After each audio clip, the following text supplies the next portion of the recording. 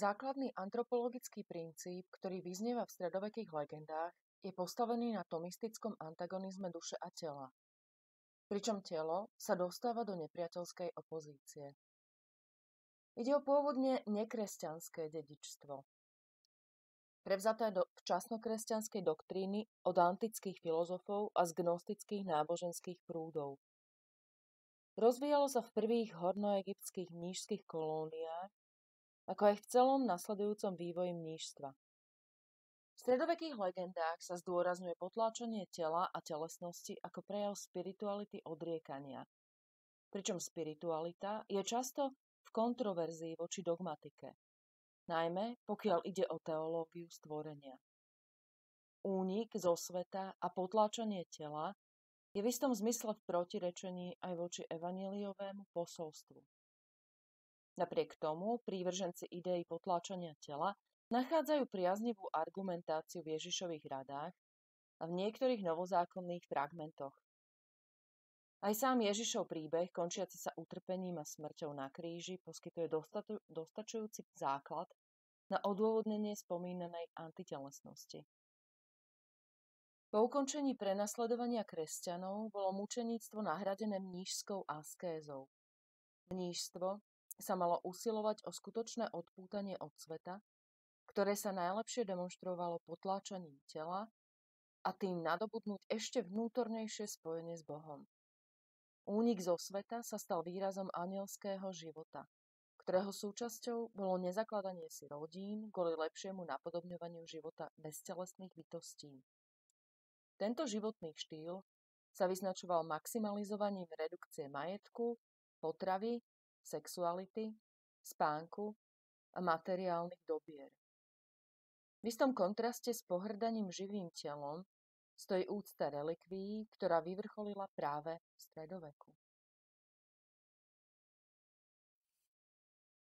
Príspevok bude venovaný momentu telesnosti v tvorbe romantického básnika Sama Bohdana Hroboňa. Východiskom uvažovania bude koncept symbolického tela ako psychoanalytického predpokladu subjektu a jeho integrity. Od freudovských symptómov tela a napätia medzi telesnými pudmi a transcendentnými ašpiráciami viedla Hroboňová cesta k niekoľkým hypotetickým diagnózam, ktoré intenzívne konzultoval predovšetkým v korešpondencii s českým lekárom a vlastencom Karlom Slavojom a Merlingom. Uvažovanie sa preto bude pohybovať na troch rovinách: reálnej, symbolickej a imaginárnej, ktoré spolu ako organizmus, jazyk, písmo a obraz konštruujú subjekt. Pôdorysom pre interpretáciu budú predovšetkým básnické texty tematizujúce panenské telo a listy opisujúceho postupné ochabovanie a rozklad. Panenskosť u Hroboňa na jednej strane predstavuje hodnotu morálnej čistoty, slovanskej nepoškvrnenosti a askézy, na druhej strane však básnik o sexuálne abstinujúcom tele uvažuje ako o nenaplnenom, nekompletnom a potenciálne ohrozujúcom zdravie. Snaha o mystické rozpustenie subjektu tak postupne vedie k paralelnému rozkladu tela, ale aj písma a jazyka. Príspevok sa zameria na analýzu motívov tela a zmyslov v poézii romantizmu, predovšetkým v sonetoch Sama Vozára. V kontexte protikladného chápania, dualizmus, dichotómia, tela a duše na Slovensku v polovici 19. storočia sa v poézii romantizmu pomerne často abstraktné javy, späté s vnútorným prežívaním, duša, vyjadrujú prostredníctvom somatizmov, telo. Teda konceptualizujú sa nefyzické javy na základe javu fyzických. Lakoff Johnson. Motívy tela, telesné motívy umožňujú zviditeľnenie afektívneho prežívania lyrického subjektu. Ďalším skúmaným rozmerom telesného je zmyslové vnímanie, senzuálny rozmer. A tiež kinestetický rozmer, konanie, pohyb subjektu. Vozárov cyklus sonetov Akžeby srdce poskytne materiál na skúmanie somatizmov vyjadrujúcich lásku, cyklus sonetov Ukojenie tôní Bude predstavovať východiskový materiál na skúmanie somatizmov, ktoré sa podieľajú na tvorbe obrazu, stvárňovaní, personifikovaní smrti, ich úlohy pri zachytení predstáv o smrti. Metodologickú oporu výskumu predstavuje koncept vtelesnenia podľa Lakoffa a zistenia antropologickej lingvistiky Vaňková. Cieľom bude zistiť mieru zastúpenia, funkcie, roli somatizmov, rôzne významy jedného somatizmu, napríklad ruky, srdca, spôsoby estetizácie tela a protikladnosť alebo integráciu motívov tela a duše vo Vozárovej poézii.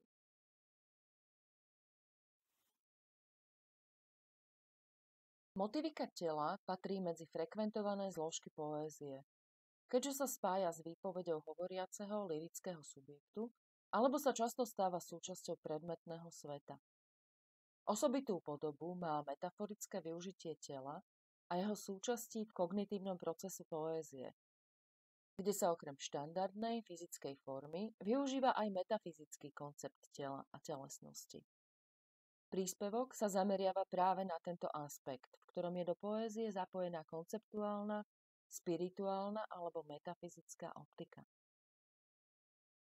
Jadrom výskumu je poézia Miroslava Válka, Erika Jakuba Grocha a ďalších, ktorí prezentujú originálne uchopenie telesnosti, spierajúce sa fyzikálnym zákonom, Groch, alebo využívajú poznatky z teológie na pretlmočenie zásadného stanoviska. Válkova báseň Óda na lásku. Predkladaná štúdia sa zameriava na tematizáciu a stvárnenie materstva vo vzťahu k telesnosti, najmä cez príklady z poézie Márie Jančovej, ktorá sa etablovala ako autorka literatúry pre deti, ale ako poétku ju literárna veda reflektovala v menšej miere. Vydala jedinú básnickú zbierku Blahoslávený v roku 1940 a 1968. Prehľadová pasáž najskôr mapuje tému materstva u slovenských poetiek v období od konca 19. do polovice 20. storočia, aby potom predstavila fázu autorkynej tvorby, v rámci ktorej písala verše. Interpretačné sondy do jej vybraných básní komentujú presúvanie energie medzi telesnými pohnutiami a prírodou, čiže lyrické gestá, prepojenie matky s malým synom v situácii jeho choroby a výmenu ról medzi či prevteľovanie ľudského elementu do kvetov i meteorologických javov. Štúdia berie do úvahy aj fakt, že 15 básní poetky z rokov 1939 až 1954 bolo uverejnených v knihe Denníky 1938 až 1960, ktorá vyšla v roku 2011 a ktorú editovala Magdalena Hajnošová, a ktorej autorstvo si delí s Františkom Hečkom. V stručnom zábere sa zmieňuje o príbuzenstve Jančovej básnickej tvorby s prózou Eleny Maroty Šoltésovej Moje deti.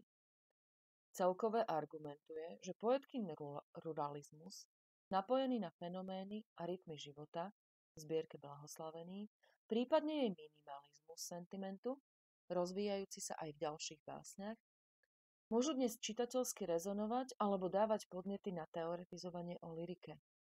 Odvoláva sa na reflexie materstva v literárnej vede, filozofii a vede o výtvarnom umení. A na koncepcie, ktoré vyvodzujú estetiku textov z telesných procesov. Literárno-vedný príspevok sa zameriava na poetiku rakúskej povojnovej autorky a predstaviteľky novej lyriky Ingeborg Bachmannovej. Autorka sa vo svojej poézii i prozaickej tvorbe opakovane točí okolo vzťahu tela a ega, teda okolo základného problému ontologického dualizmu. Otázky tela a ja sa prelínajú s jej literárnou a poetologickou tvorbou, keď pravidelne overuje existenciálne hraničné a výnimočné situácie vnímania. Sny, či tela, choroba, smrť. So snahou priblížiť sa radikálnemu obmedzeniu zmyslov, slepota, hluchota, i možnosti vyjadriť sa, nemota, a problematizovať rodové vzťahy, moc, láska, sexualita. Príspevok sa bližšie zameriava na autobiografické básne z pozostalosti súvisiace s rozchodom s Maxom Frišom a s cestami do Prahy a Egypta, ktoré vznikli v rokoch 1962 až 1964 a ktoré do slovenčiny preložila Mila Hauková v roku 2003 pod názvom Nepoznám iný lepší svet.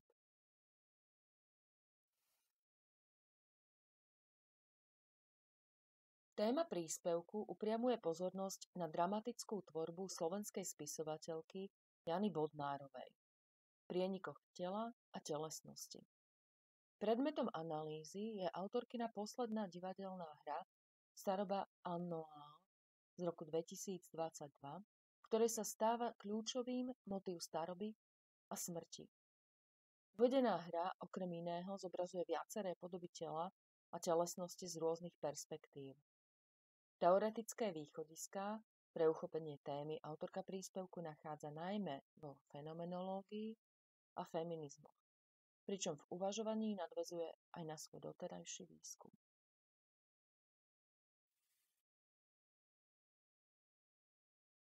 V 90. rokoch 20. storočia sa v slovenskej kultúre začali výraznejšie pertraktovať témy, o ktoré sa zaujíma feministická filozofia. Jednou z nosných príziem v tomto kontexte bolo a je telo. Časopis Aspekt ako platforma, ktorá vytvorila prostredie pre rozvíjanie feministického myslenia v našom prostredí, hneď svoje prvé číslo v roku 1993 zameral na mýtus krásy a neskôr sa téme tela venoval vo viacerých špeciálnych číslach. V jednom z nich vychádzajú aj básne Nory Ružičkovej, ktoré sa neskôr ocitajú v jej debutovej zbierke Mikronauti z roku 1998. Knihu začínajúcej poetky a výtvarníčky recenzovala aj česká odborníčka na feminizmy a rodové štúdiá Libora Oc-Induchová, ktorá Ružičkovej písanie považuje za realizáciu l'écriture féminine a vníma v ňom rezonancie s teóriami nadväzujúcimi na diela Jacquesa Lacana. Pri úvahách o Ružičkovej básniach je pritom napríklad podnetný koncept extimity. Zjednodušenie myšlienky, že v jadre intimity je vždy nepreniknuteľná inakosť, ktorý tento francúzsky teoretik prvýkrát použil v seminároch z roku 1959-1960. Lacanov letmo načrtnutý pojem v roku 1988 rozvíja Jacques-Alain Miller, ktorý ho ilustruje, doslova, ako terč pripomínajúce sústredené kruhy rôznej farby. Básnická zbierka Mikronauti Nory Ružičkovej začína veršami Červená bodka, okolo nej biely kruh a všeobjímajúci rúžový. Celé rozostrením zjemnené. V príspevku budem rozvíjať súvislosti medzi prienikom feministických teórií do slovenského informačného priestoru, psychoanalytickými konceptmi a ranou tvorbou Nory Ružičkovej.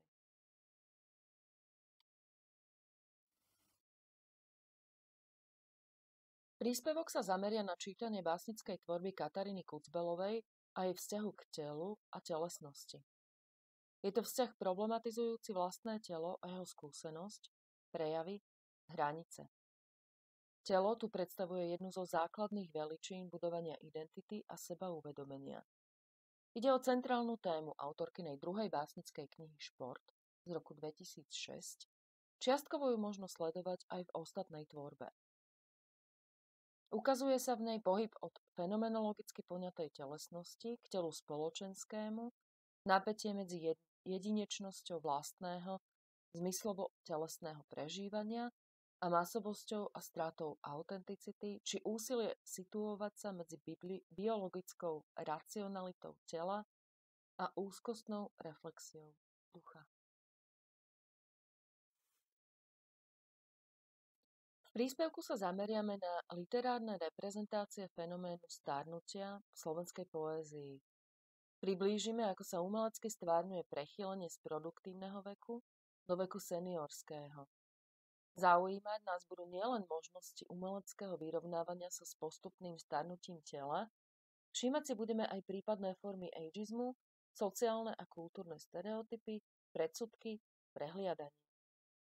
Základným východiskom nášho uvažovania bude otázka, či je toto obdobie skôr depresívnou jeseňou života alebo, v súlade s konceptom východných kultúr, tzv.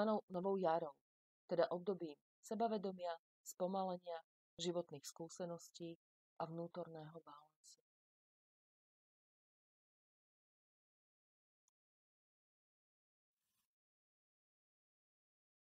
Príspevok sa zaoberá lyrikou, ktorá tematizuje prostredie mestskej hromadnej dopravy. Vozidlá, zastávky a podobne. Spomedzi rôznych variácií sužetu o nezamýšľanom stretnutí si všíma básne, ktoré navodzujú stretnutia erotickej povahy. Materiálovú základňu predstavujú vybrané básne slovenských autorov a autoriek zastupujúcich rôzne generácie, ideovo-estetické koncepcie a ideolekty, získané dlhodobým kontinuálnym rešeršovaním. Najbližší kontext týchto textov predstavujú básne rozprávajúce o náhodnom pouličnom stretnutí. Baudelairov sonet jednej okoloidúcej, topos cesty a symbolika dopravných prostriedkov, električka, autobus, trolejbus ako varianty toposu vlaku. Analýza sa sústreďuje na podvojnosť reflexie, ktorá je pre tieto básne typická. Stvárňovanie iného, toho druhého, z telesného hľadiska býva sprevádzané sebareflexiou ja z eticko-existenciálnej perspektívy. Laureát ceny Ivana Kraska Vladimír Puchala vydal do roku 2000 3 básnické sbírky, ve ktorých v intenciích haptičnosti konkretistu i časově bližší poetiky Josefa Urbana pozoruje svět a je mu známý vesmír. Zostanú len exémy hviezd. Pojmenovává viděné jevy, zejména pomocí vlastního těla, jeho příznaků i neduhů. Mraky sú veľké nechty. Stejne ako dni sú ako dlane i maternice budú prosiť sviečky. Příspěvek by chtěl zachytit Puchalovi návratné obrazy tělesnosti, zejména v případě vlasů a nechtů, v kontextech jak dobové poezie, tak i v jisté návaznosti na expresionismus.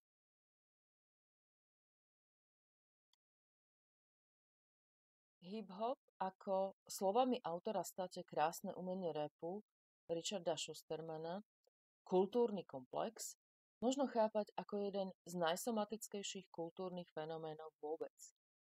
Breakdance, ako jedna z jeho základných manifestácií, je napokon tancom výrazne založený na telesnej akrobácii. Pre DJing sú definujúce fyzické vstupy do zvukových nahrávok v podobe manipulovania so zvukovými nosičmi, napríklad v podobe skrečovania. Beatboxing je imitáciou bicích nástrojov alebo perkusí výhradne prostredníctvom úst. V kontextoch graffiti i emsingu je a doslovne i metaforicky kľúčovou výrazovou črtou gesto. Práve jedna podoba gest, konkrétnejšie gestá verbálne, budú predmetom záujmu zamýšľaného konferenčného príspevku. Jeho náplňou pritom bude analýza a interpretácia reprezentatívnej vzorky slovenských rapových textov, a to na báze niekoľkých nosných metodologických východísk. Predovšetkým recepčná estetika nitrianskej školy, estetika pragmatizmu a somaestetika Richarda Schustermana, metodologicky orientované práce Maurica Merleau-Pontyho, Jana Patočku či Blanky Činátlovej, cez prizmu ktorých sa z pohľadu referujúceho dá na tematizáciu či ikonizáciu tela a telesnosti produktívne nahliadať. Leitmotívom zamýšľaného príspevku by pritom malo byť somaticky vyjadrené vyhmatávanie v kontextoch žánru konvenčných verbálnych gest viazaných na telo a telesnosť, maskulinita, expresívnosť a explicitnosť, objektivizácia ženského tela a naopak takých, ktoré sa práve žánrovým konvenciám hip-hopu a v rámci neho rapu vymykajú.